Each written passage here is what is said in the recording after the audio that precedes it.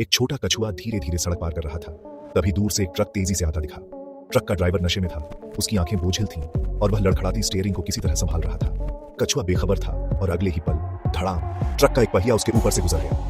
कछुआ जमीन पर तड़प उठा और दर्द से उसकी आंखें बंद हो गईं। कुछ देर बाद एक खरगोश उस रास्ते से गुजरा। उसने सड़क पर एक अजीब चीज पड़ी देखी। जैसे ही वह पास गया, उसकी आंखें चौड़ी हो गईं। यह एक घायल कछुआ था। खरगोश ने उसे छूकर देखा। कछुआ कराह उठा। उसने तुरंत कछुए को अपनी पीठ पर लादा और जंगल की ओर भागा। उसकी चोटों पर जड़ी बूटी लगाई और उसे खाना खिलाया। धीरे धीरे कछुआ ठीक होने लगा। कुछ हफ्तों बाद जब वह पूरी तरह स्वस्थ हो गया तो खरगोश ने उसे नदी के पास छोड़ दिया। अब तुम सुरक्षित हो।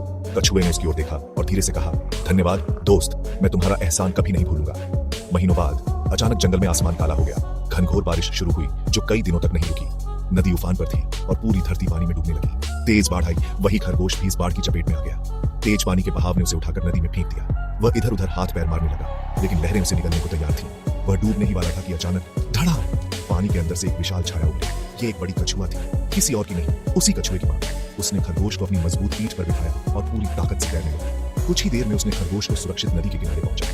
खरगोश कांप रहा था लेकिन जिंदा था। तभी एक जानी पहचानी आवाज आई, अब हम बराबर हो गए दोस्त। खरगोश ने ऊपर देखा तो वही छोटा कछुआ उसकी ओर मुस्कुरा रहा था। उसकी आंखों में आंसू थे, खुशी के, कृतज्ञता के। उसने महसूस किया कि नेकी कभी बेकार नहीं जाती। जो हम किसी